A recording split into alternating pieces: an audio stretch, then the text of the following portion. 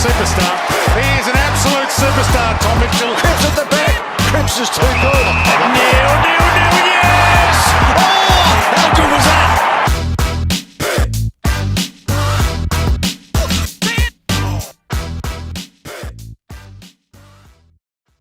I'm in the presence of greatness here today. Nathan Murphy, he's pretty much won a quarter of a Norm Smith medal, which he'll happily tell you. So why don't we start on grand final day, because you probably had the best 10 minutes in grand final history before you obviously went down. But what are your recollections from the first quarter? Because you were lacing kicks, doing all sorts of things. It was your day.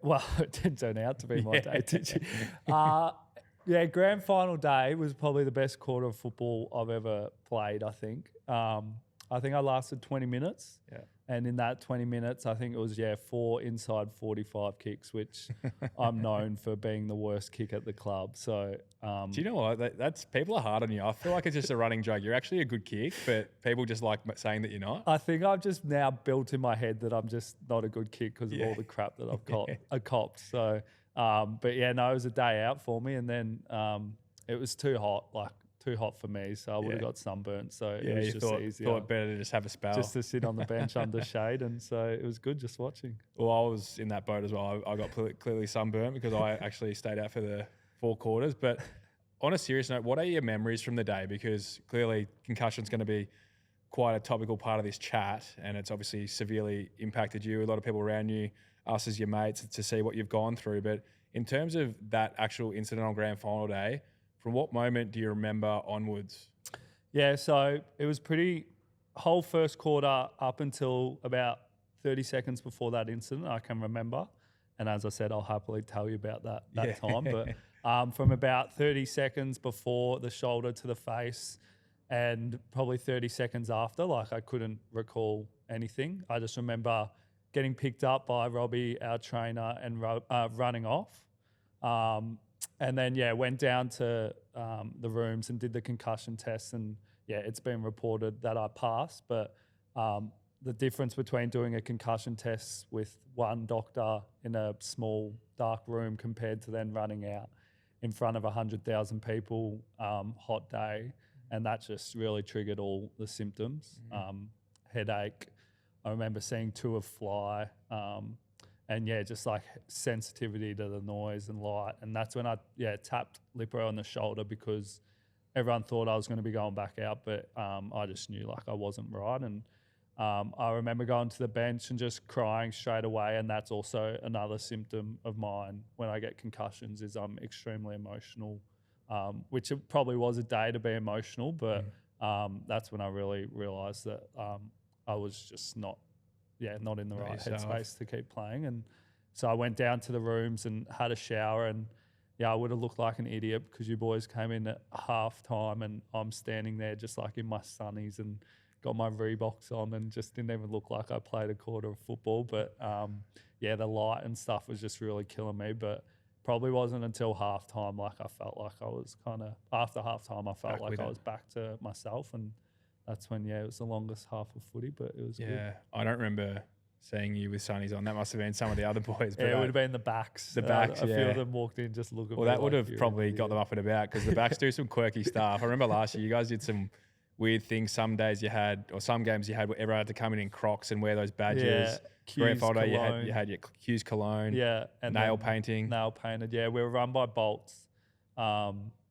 And we're a group of weirdos, the back line. I don't think Howie and stuff liked it too much, but I was all for the different acts because it was working. Yeah, it was good. Some unique ideas. So when it's some pretty emotional footage when you come to the ground, you're clearly upset. You see with our psych Jackie in the back row.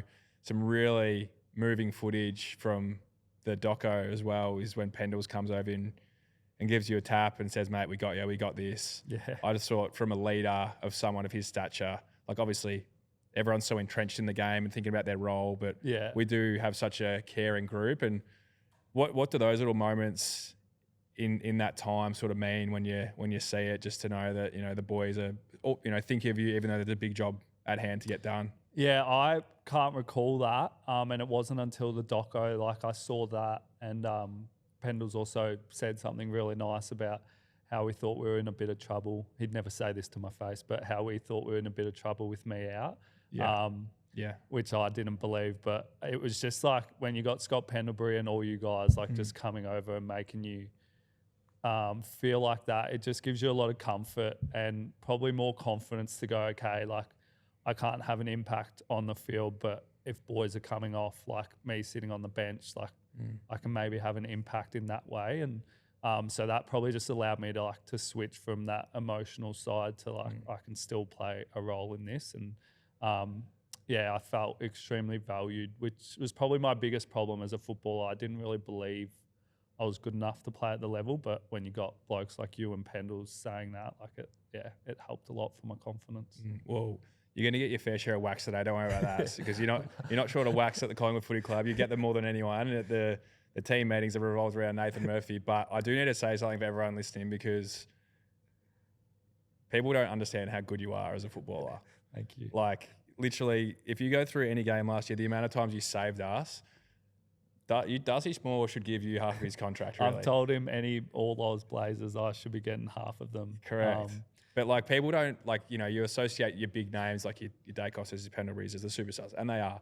But then there's guys like yourself who literally, I'm not just saying it because you're on the Ball Bangers pod, but you know what I mean? Like, who literally, you had a career best season, like saved us, I don't even know how many goals last year, to the point where I think I mentioned to you on Mad Monday, like I had the view of you in the prelim when you got that last little bit of fingernail in on. I'm not sure who you were on, but we were toast in that game. Like, they were coming, and that was the most graphic memory of that game I have still in my head. I remember running down the field thinking, we're in trouble here. And I don't know how I still don't know how you did it. You dived, lunged, and got a fingernail. I think it went out of bounds, or they might have snapped.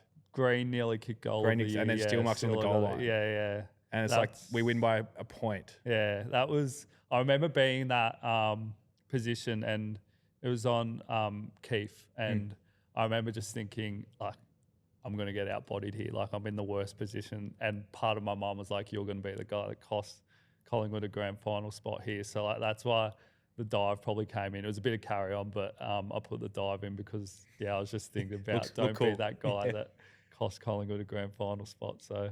That was pretty cool. But do you think, like, in all honesty, because that is the way you played, like hard on sleeve, like our toughest player, back with the fly, all that crazy stuff you would do, head in the hole, do you think that came from a place of desperation? You touched on the self-doubt before, that you felt as though you literally had to throw everything into not only the way you prepared, but on game day you were just all in because that's how you felt you had to play? Yeah, I think since Fly and Leper and Bolts came in, they probably made it really clear on what my strengths were and what I can bring to this team. And for me, I was able to realise, like, I wasn't going to be a guy who was going to be Nick Dacos and have 20-odd touches, 30 touches. My game was just based all around contest and structure as well. I think my knowledge of the game is probably one of my strengths. And so they made that pretty clear for me. So every game for me was, I'm not going to have probably more than 10 touches, but I might have 10 or 11 contests, and that's where my focus is going to be. And so probably, by the end, like, I kind of realised I probably wasn't going to be playing AFL football into my mid-50s like Pendles is, because I just realised I was going to be a guy who bases his game off contests and throwing his body at everything. And that's ultimately, like, it's ended up in all these concussions, but I wouldn't really change anything because I don't believe I would have been picked and I wouldn't have played in a grand final if it wasn't for it. So I think Fly and Leper really gave me that confidence to know what my role was. And it took like a big mental toll on me, just like knowing every game was going to be like bloody hard work with the position I play. And I can kind of recall like every first siren for me was kind of like, shit, like, here we go sort of thing. It wasn't really like on edge. It wasn't like, let's go. Like, it was just more like, shit, here we go. Because I just knew, like, in the position I played, I just was going to have to throw my body. But I also loved that deep down. And I loved that Collingwood also rewarded me for it by showing vision and continually playing me. So I think I loved it. Ultimately. Because I remember in our players meetings as well, we do like a players player each week, and externally it's always, the flashy and star players and the ball winners that get those rewards. But you would have won our players player multiple times. You get a game ball. So at least you got a few game ball trophies at I got home about somewhere. 4 of them. You got 4 of them? I think there was a few times Geordie and Nick would have had 30 in a goal. And You I'm had in 8 there on you had 8 Monday. spoils. I've 4 come forwards and I'm in there on Monday getting the game ball, and Geordie every time was like, they just have to give it to you because they feel sorry for you. So it's good. He gives you a lot of confidence. But that's just Collingwood. Like, we value people for like what they bring, not just bringing 30 touches, although we value that a lot. But that's why I just felt so loved amongst the group. Because when people talk about team defense, it's like a common throwaway sentence in the football world. And Pendles, this is another thing he said about you, but being our best system defender. Like, you were the guy behind the ball always, the loudest, like the goalkeeper organising. And when you talk about that coming forward defence, like your ability to read that, knowing when to press at an opposition player when they're coming out the front of a stoppage or a contested situation to impact, is probably the best I've ever seen. But how do you, like, was that trained, or you think that was built in, or did you train that to get better at it? And how do you make the decision to go?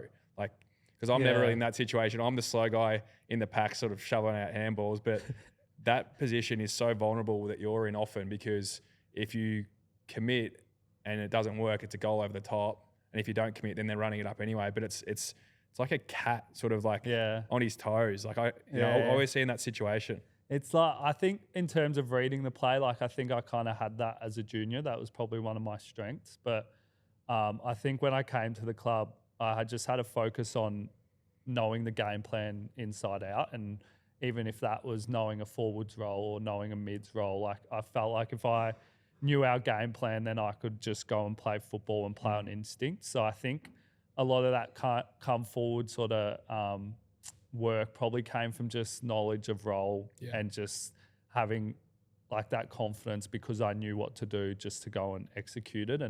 But I was like so lucky, the back line, we were just such a system that if I went forward, I knew I'd be replaced by someone behind me. I wouldn't even have to look. And so, I think once I accepted that was my role, I just could play on instinct. And there's this probably sums up me and Nick's relationship. Like, there was a time against Richmond where I got a guy holding the ball. He dragged it in and Nick saw that the umpire was going to pay it holding the ball. So then he jumped on top of me and he's whispering in my ear going, "Don't you dare take this kick. I'm going to take it. You run away."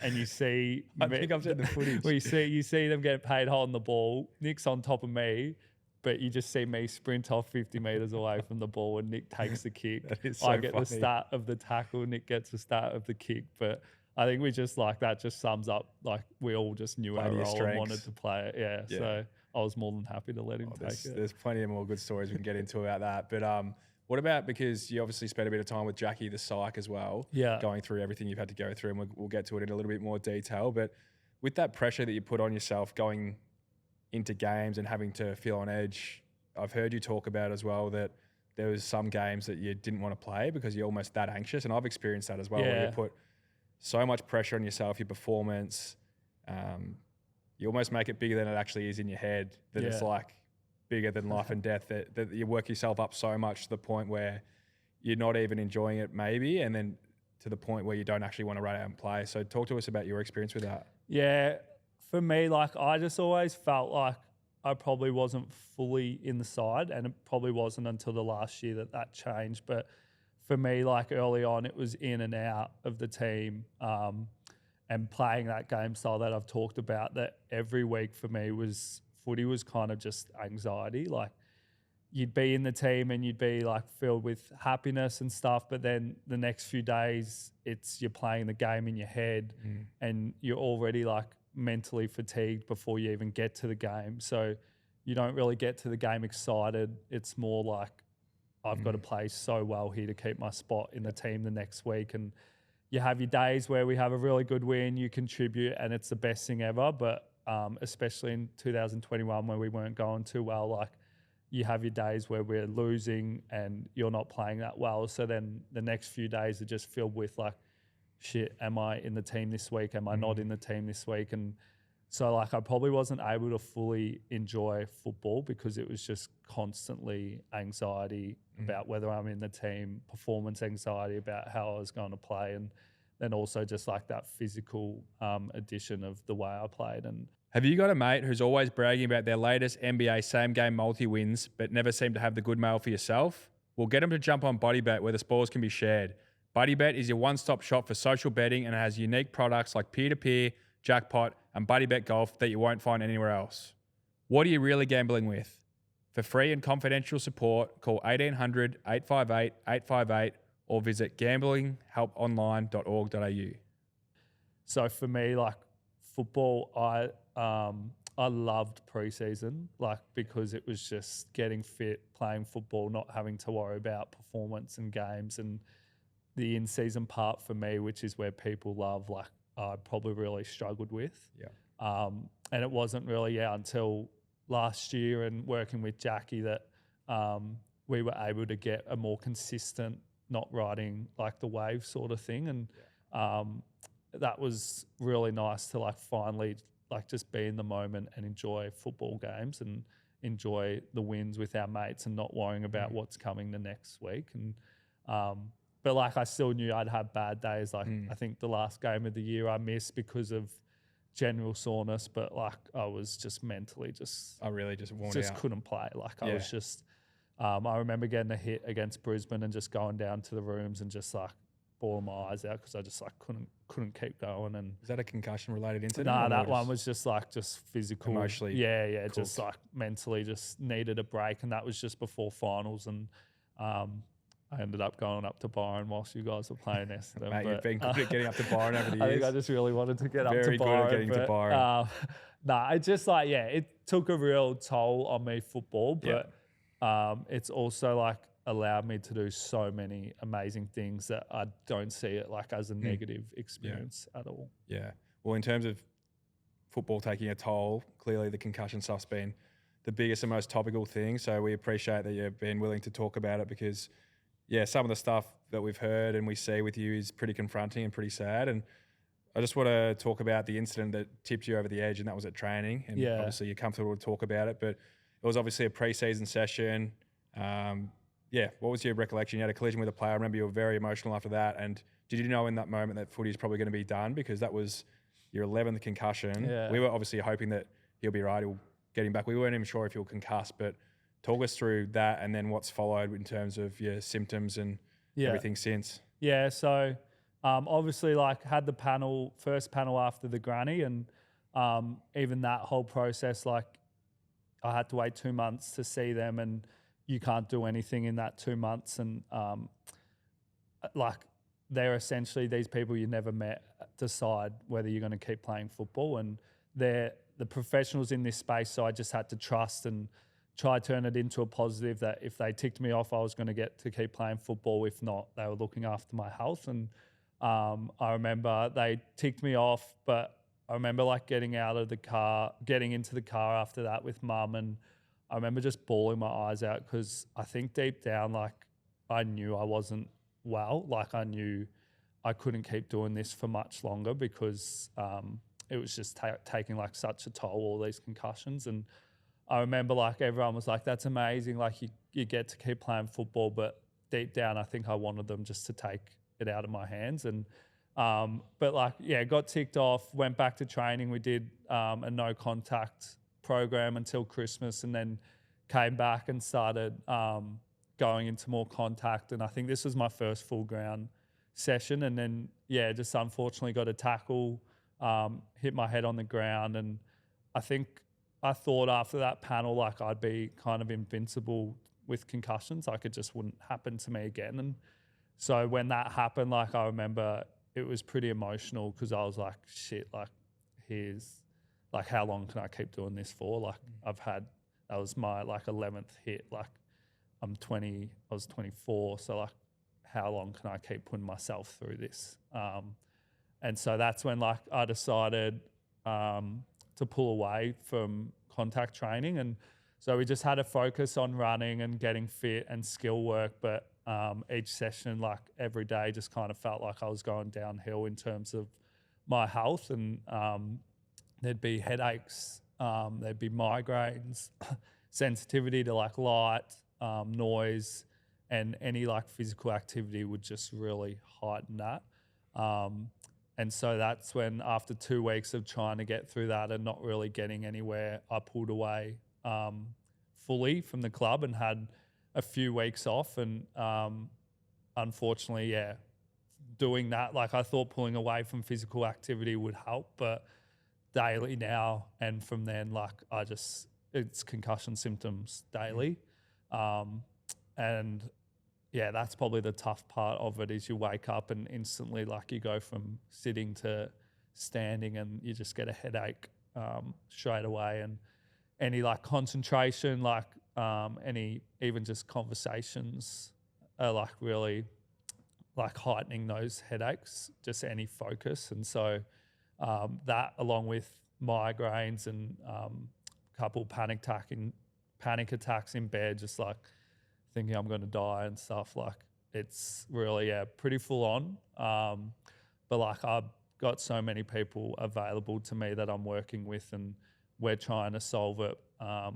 The hard part is, in this space, like, not many people know what will actually help it. So in terms of hope, like, I'm really positive about it all, but you also don't know what's going to help. So this is just part of everyday life. But I've got amazing support around me that like, I'll work through it with them and we'll get through it. Yeah, it's pretty tough hearing that. Like, knowing that, I guess, with, say, an injury, I was just discussing with you, I've hurt my foot, I'm going to be out for a period of time, and you give me all this sympathy, and you're like, oh, that's shocking. Like, need you back for finals. Like, mate, you've literally, I just going know through how much you love your footy. Oh, froth it. So mate, you know better than anyone how much I froth it. I reckon that's killing you. And how different I am to you. So that's pretty funny, actually. We'll get to that. But just not knowing a timeline and, like, am I ever going to feel good maybe ever again? Like, that must be so hard to get your head around. I mean, just to know a little bit more about, like, I guess everyone out there has had a headache. Not everyone out there would have had a panic attack. So what actually happens to your body when you're going through that? So you'd be laying in bed and what sort of thoughts would go through your head? Just like I feel like my chest tightens, which kind of like initiates it all, and then you start sweating. Your heart rate like kind of increases, and your anxiety just goes through the roof because you're like, is this what the concussion's done to me? Like, am I going to die? Like, I feel like I can't breathe properly. And I remember the first one I ever had, and my partner just like being like, you're going to be okay, you're going to be okay. But I was like, nah, like, we need to go to hospital and stuff. And so that was like, because I've always been a pretty like laid back sort of guy. That was pretty confronting to have that, and confronting for my partner as well. But it's pretty full on, and I don't really wish it upon anyone. But as I've said, like, the support from my partner and people, like, it just helps you through it, which is the best thing about it. And what can you do, like, in a life sense? Like, I can gather that you have to, anything you do too much of can really trigger you. So what can you do? What do you enjoy to do? Clearly, you're probably the most in love bloke I've ever met, so that probably helps. I actually remember last year when we were both single. Was it last year? We were both single. Start of last year. Yeah, and we almost made a pact that we're the only two blokes above 24 that are single. So let's just ride this out. And you came to me one day with some news that you'd fallen pretty hard in Byron Bay. Quickly, she cost me a fortune. But. Yeah, and you've left me one out, although I may be crossing sides with you soon. But I'm still flattered you for that. Launch there. Mate, we literally just made an agreement. You just, not long after you left it. Yeah, well, that happened, and then I realised, this girl got me. She got me good, and I had free accom in Byron every 2 weeks during the season. I love her, but love the Byron accom as well. And so she's from Byron, Rose? She's British. Her parents moved to Coogee, New South Wales, about 10 years ago. So she's not really British. And then she moved to Byron, her and her sister, about 2 years ago now. So she claims she's a Byron girl and surfs and stuff. But like, I think she's a bit of a fake Byron girl. But I was more than happy to put that aside and just go up there every 2 weeks. Well, because you were always you grew up in Torquay. Yeah, we've had a house in Torquay since 1970, and then mum and dad are living there at the moment. So I'm 70% owner of their house and they're 30%, so I can kick them out. Over. I can kick them out whenever I want. So, but it's good down there. Because I do remember, like, every day off last year, like you just loved the idea of getting to the beach. Like you'd go to the ocean pretty much every every opportunity day you off. could. I was probably surfing more than playing. It was surfing, golf. You're a pro surfer, part-time footballer. Part-time football, and it was working well, so I was happy to do it. But yeah, And mad then into we went to surfing. Urban Surf one time as like a team activity. You were in your element. You're like, I've actually Yeah, been there here. You said you'd been there over 30 times. There was boys getting knocked out left, right, and centre, but Yeah. I was just loving life there. That was Yeah. the best thing about football, urban surf. That time Yeah. for the urban surf session. But Yeah, that was a good day. We did some funny things outside of footy, but I do want to touch on the team meetings because I'm just trying to think how I explain this to people because they don't get it. So our meetings at Collingwood are pretty much not football meetings. yeah, So every meeting has like a joke. yeah, or we'll it's get to the football side like at the end of At the the end. meeting, but 90, maybe 60% of the meeting is taking the piss out of someone. So, for Yeah. example, I got done the other day. You weren't obviously in the meeting the other day, but you saw what I did with Vince Vaughn. So Scoot told you what he did. You're so Scott out of your Selwood. depth. No, he hasn't. So he's like, so I did a video with Vince Vaughn and I was like, thank you, Vince, for your time. Thanks for teaching me about acting and sport and business. And so Scoot paused there and goes, so you know a bit about acting, do you? I was like, here we go. So it's like, up the front, up you come. You can't get out of it. So I'm up the front in front of 40 players, all the pretty staff. daunting. And so he played like a clip of one of Vince Vaughn's movies and then made me try and replicate it. Absolutely butchered it, but like that's what got the boys up. And then the concentration for the meeting was on. But that's the sort of stuff we do. Yeah, I think it's the best part. We have so many bloody meetings and about football and footballers aren't smart. So I think the club's worked out that if we go longer than 20 minutes with football content, the boys zone out. So I think they've done a good job of finding the balance between having fun and being serious. But it's normally, the culprits seem to be you. Das Cameron got it a lot. I'll say you're the culprit. Well, now, I was. You were before, Yeah. And to be honest, like deep down, like I loved it. Did Like, you really? I sometimes felt like, I initiated a lot of it, and like I'd come out of the meeting like, oh fuck you, like sort of thing. But I loved it, like just having fun. I just think like footy clubs and people like probably think it's just so serious and stuff. Yeah, but nah. I think that's been the best thing about the Pies the past few years is you Taking can the edge have a off. laugh, and Fly does it before meetings and stuff. But Literally one day the game plan was, the game meeting was like, boys, don't pass to Murph. 'Cause- and then they throw 3 clips of you kicking on the floor and they're like, this is why I don't pass to Murph. Even if he's free, don't pass it to I him. remember a pre-season team meeting, like Scoot going through like how we want to move the ball, and then they just did like how we don't want to move the ball, and I think they put every kick of mine into like a little package. And so I catch up with Scoot a bit, and he always just keeps saying we need some more content. So I sent in the video the other day, but Well, we do miss you. That's the only way we get to see your head these days. If you send a video no, in. you don't see much of me, so I'm just doing little drops every now and then. But I do miss the boys a lot. Yeah, 100%. Yeah, nothing better than a footy club. Yeah. I do want to give a plug as well to Whiplash Cafe Whiplash, because I've been requested by Checkers, Yeah. Ruffy's obviously in there too, yourself. Whiplash Cafe is in Hawthorn for everyone. Yeah, listening. little drop. You're a Whiplash. part of it. If you see Checkers kick a goal, we've also strategically put the Whiplash logo on his arm there. Is that his Tattoo. is that his tattoo? And Checkers' celebration is normally that. So you'll see on the TV Whiplash. go. So we're very good business people at That's Whiplash. smart, mate. But essentially Whip is six of us, 4 footballers. We carry on the Collingwood name. We've actually only got 1 player left. Cal Brown's unfortunately been delisted. I'm done. Ruffy's coaching. So there's 4 footballers and then 2 guys who know what they're doing, and essentially they've just taken our money because we're clueless. And but that's good fun. We're doing good business, and we don't know what's going on, but it seems to be working, so it's going well. No, that's spot on, mate. And what else? Like what else outside of football? Like where do you want to? Obviously, you got a lot to work through at the moment, and it's going to be ongoing. You still see a neuropsych regularly? Yeah, and a psychologist. still, neuropsychs, neurologists, psychs. So yeah, we're just trying to stick to a plan that will hopefully allow me to get better. Every day for me is I'm not doing much because, as I said, like noise, light really triggers and makes the headaches and symptoms worse. And so I'm just it's a day by day thing at the moment. I was really lucky, I wouldn't say lucky, but I got injured in my second year of football, and that was a year injury. And I kind of realised if I was to be serious, I needed to do something outside of football. And so I started a teaching degree then, an environmental science degree as well. But that's all unfortunately on hold at the moment because of all this concussion stuff. And I don't know when I'll be able to resume that. But the focus right now is just looking after my health and trying to feeling as good improve as you can. that. Yeah. But as I've said all along, like I've got amazing people. So it sounds probably pretty depressing, but there's also a lot of hope as well that it'll be okay. And your speech that you left the club with was, I'm sure it's out. Is it out there publicly? Because it was one of the great I speeches. think the Pies For anyone that posted hasn't seen it, go listen to Mer's retirement speech. Gave everyone a shout out, but there was some all-time stitch-ups in there too. It's I put a lot of work into that speech. I think, could tell. How many times you rehearsed that?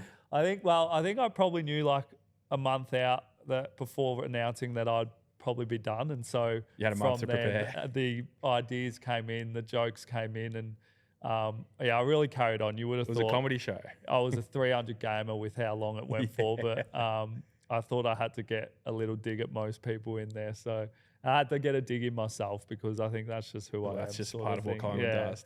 So I loved that time because it was all about me and I was really relevant. It's probably the most famous I've ever been, that concussion stuff. So I've probably been milking it a fair bit, but I'll be irrelevant to AFL. I probably am already at the moment, mate. so I'm just trying to make the most of it. No chance. You're still in Collingwood legendary status. Have you spoken to any other boys? Like, because a few other players around the league have had the same thing. Yeah. Obviously, Brayshaw's retired from Melbourne. The young fella at the Dogs has literally not even played a game and had to retire. Like, that's super sad. Like, have you had conversations with these guys? There's, still players in our team who are experiencing things as well. Do you guys have like a community and reach out to each other and share what you're going through? Do you plan to mentor players and play a role with people going through concussion just because you know the severity of it? Like, I can't say I've ever experienced it, so I don't fully understand unless you're going through it. Yeah, I think that's been the best thing. Like I had Tom McCartan reach out, Paddy McCartan, sorry, Gus Brayshaw, we're family friends with, Will Pekowski, the cricketer. We've become just like really close, just bonding over it because 2 years ago, like when you see this happening to people, you're just kind of like, how the hell can that happen? And now going through it, like you see the full effects of what concussion battles are. And it's a 50%, 70% physical battle and also a 30% mental battle because as I've said, like anxiety and panic attacks, like I never really had before. They've only really come on since these concussions, and constantly you're in your head because you've got a headache and then you're thinking about how bad that headache is. And so mentally it's really tough and draining as well. But to be able to open up to these boys who have gone through similar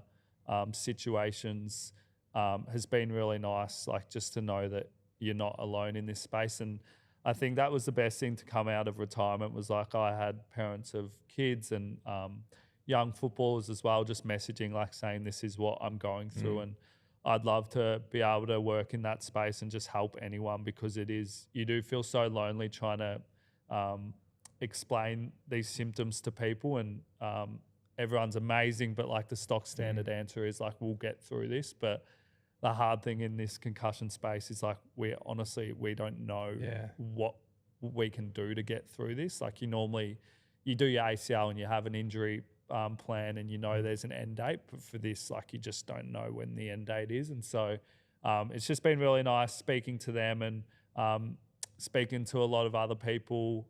I went up to Canberra and spoke in front of the national press conference, which I was so out of my depth in a suit there. Nathan Murphy. I know. I'm lucky to wear my suit once a year and I had to pull it out for this. But just like, an amazing organisation in Dementia Australia, like working with them in this space because, as I said, there's so much unknown, but there's also so much to learn, which is exciting, I think. And it's really tough at the moment for like local footballers and young footballers. Like if you have a concussion, you have to miss 3 weeks of football. And we're lucky at the AFL, like we're in the best hands. We get educated constantly on this stuff. But for a local footballer who just loves football and has a little head knock and has to miss 3 weeks, like I wouldn't be surprised if a lot of them aren't reporting their head knocks because they don't want to miss 3 weeks of football. That's but the scary thing, even with AFL. which is worse. Like it's worse. AFL, as I've said, like we're looked after and educated so well. Because on we've it. even got spotters in the crowd who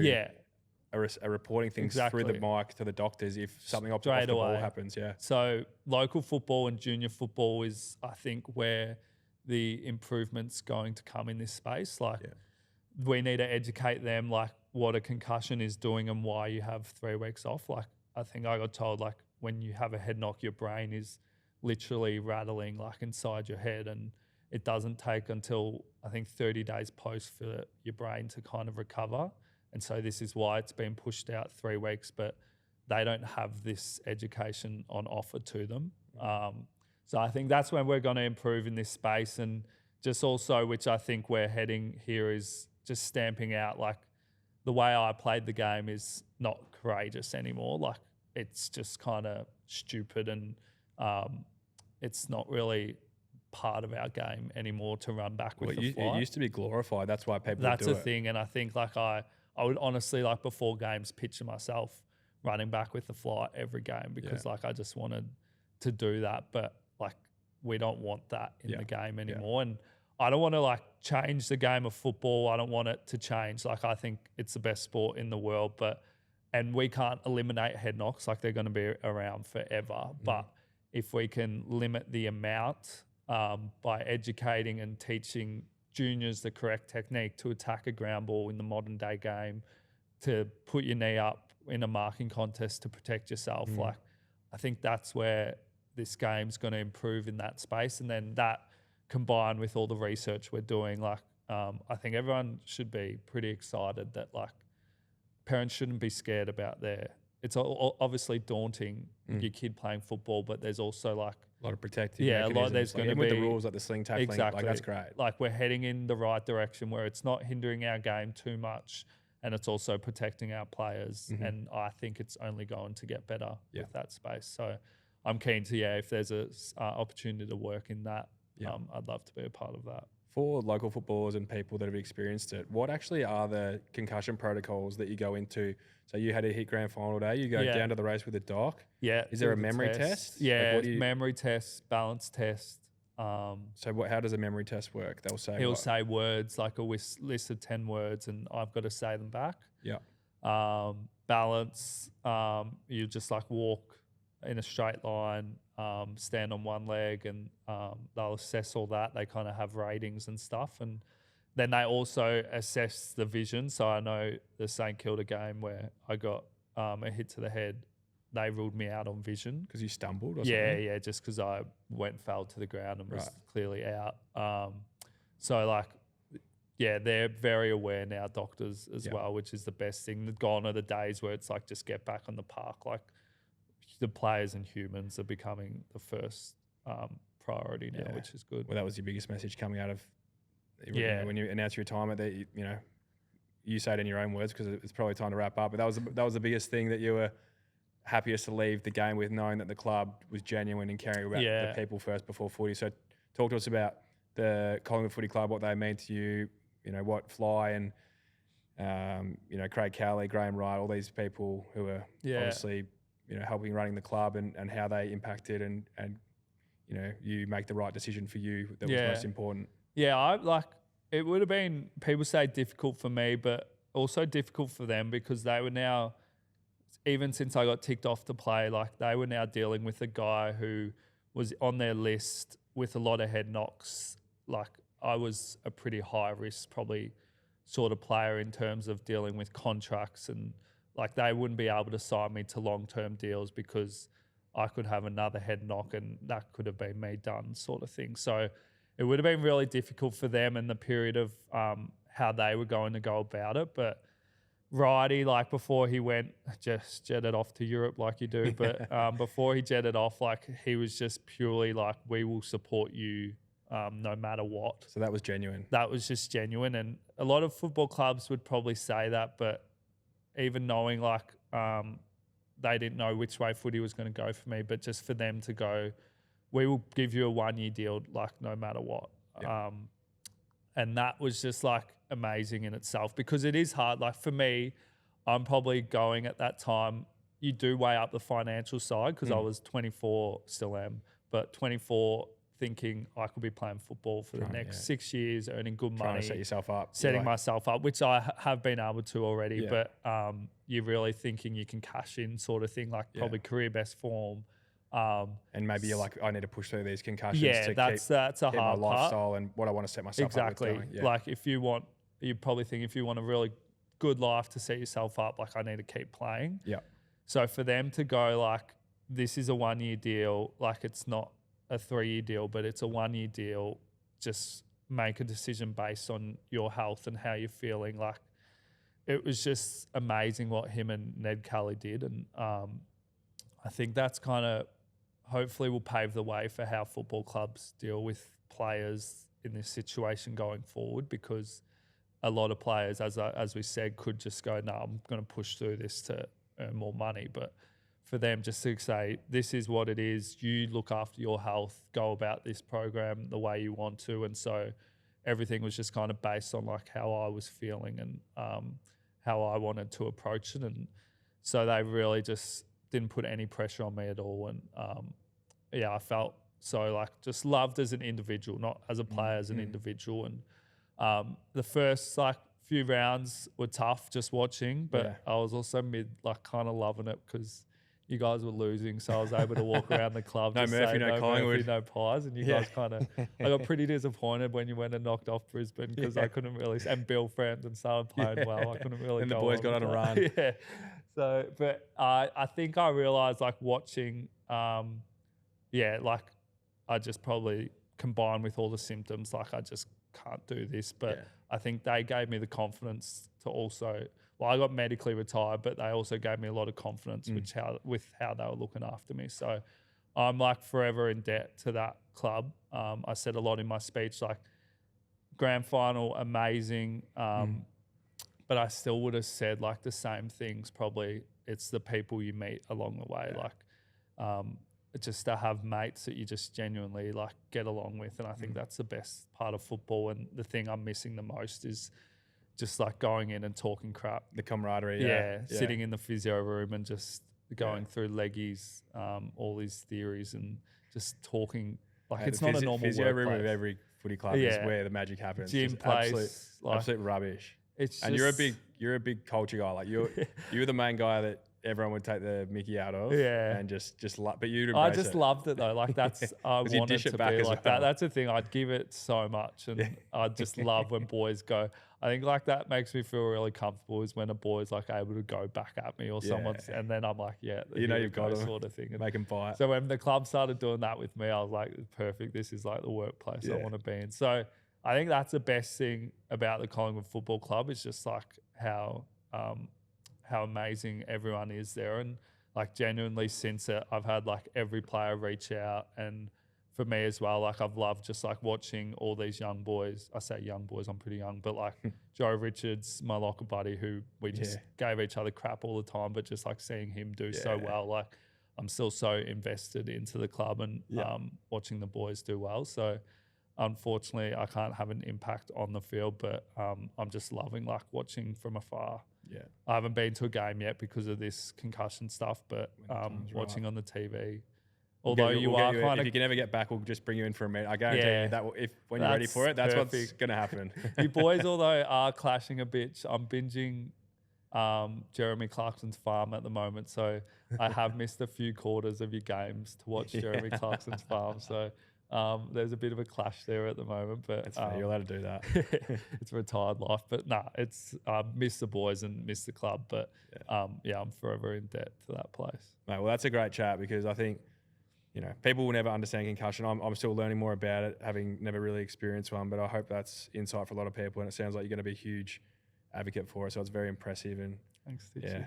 See you in Byron. Love your work. I'd say get on and drive out of here, but you just crashed your car. So maybe just give us that last story, then we can wrap it. Because I was just loving that, what you said. You bought a car for X amount. I won't say the amount. You're driving down the freeway and bought a Land Cruiser.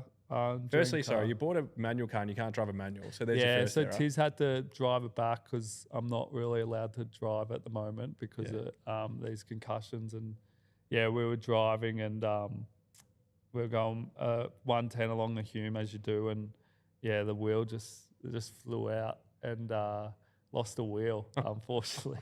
On the freeway? On the Hume. So, yeah, luckily we were near Wagga Wagga where my best mate lives. But yeah, the best thing about it was the towing company called. They were just like, yeah, we'll pick it up. Can you leave the key on the back left wheel? And we just started pissing ourselves. We were like, we don't have a back left wheel. That's the one you lost. Can we just put it on the front right one? It's in a paddock somewhere. It was, yeah, I didn't win, but it was a good learning experience about it. Oh, well, maybe let's go. I'll give you a lift home now then. That'd be great. Thanks. Go out, Murph. Love it. Easy. Thanks, Stitchy.